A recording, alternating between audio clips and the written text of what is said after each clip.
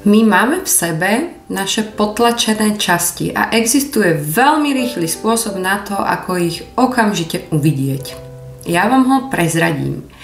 Pozri sa na ľudí okolo seba, ktorí ťa serú, alebo ktorých preceňuješ. Proste na ľudí, v ktorých prítomnosti sa cítiš ako niekto menej. Cítiš sa menej cenne a vzbudzujú v tebe emócie. Z nepochopiteľného dôvodu by si ako chcel alebo chcela reagovať adekvátne, racionálne a s čistou hlavou, ale proste ostaneš úplne zaseknutý a jednoducho to nejde. A máš určité emócie, tie, ktoré sa ti nepáčia, a čím viac sa snažíš, aby si reagovala adekvátne v prítomnosti takýchto ľudí, tým viac to proste nejde.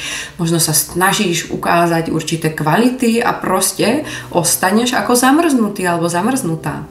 Títo ľudia v našej prítomnosti nám ukazujú naše potlačené časti. My máme potlačené a primárne časti. A prezradím vám ešte jedno tajomstvo. Na to, aby sa tieto potlačené časti v našom živote neprejavili, pracuje veľmi aktívne každú sekundu nášho života náš vnútorný kritik. Takže vždy, keď si dovolíme napríklad sa konečne ukázať a vykúknúť z tej škarupinky, tu som ja, tak náš kritik nám povie, a to si nemala robiť, a toto si mala urobiť, ale to bolo trapné, toto bolo moc, toto bolo málo. My tento hlas skoro už ani nevnímame a stotožňujeme sa s ním. A práve, ale poznáme určitých ľudí, ktorí si dovolujú žiť seba. A grécke archetypy nám môžu pomôcť skrz ten výklad a skrz to, že počúvame tento mýtus, tak oni vlastne začnú ťukať na také tie naše vnútorné vrátka, tu som. A my ich zrazu máme možnosť cítiť a skrz ten prežitok, skrz to, že ich prežijeme, napríklad môj hlavný archetyp je Afrodita.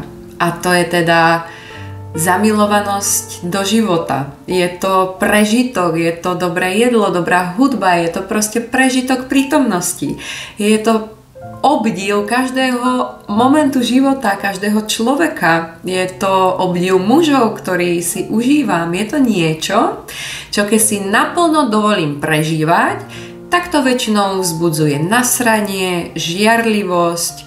No proste sa nestretávam skoro so žiadnymi nejakými krásnymi spätnými zväzbami na to, ty úplne žiariš, to je super, v takomto bežnom živote. Samozrejme potom už časom, keď si človek dovolí žiť seba, tak sa okolo neho akoby zázrakom začne vytvárať taká tá komunita ľudí, ktorí si prostredníctvom každého toho, kto si to dovolí, budú učiť dovoliť žiť seba. Takže si to vlastne predávame navzájom. A keď objavíš tento svoj hlavný archetyp a ty už pravdepodobne tušíš, aké máš kvality v tvojom živote, tak skrz tento prežitok sa spojíš so sebou. Je to niečo, čo ti dá silu, keď už tvoje sily na tento život nestačia. Je to niečo, na čo sa fakt môžeš spoľahnúť vo chvíli, kedy si už proste úplne vyčerpaný a úplne na dne. Napríklad možno túžiš potom byť ten Zeus, ktorého všetci uznávajú, ktorý buduje nový svet a slúži spoločnosti, ale nedarí sa ti to, pretože na to nemáš prostriedky, nemáš na to silu, energiu, možno ťa proste nikto nepočúva a nevzbudzuješ prirodzenú autoritu ako Zeus.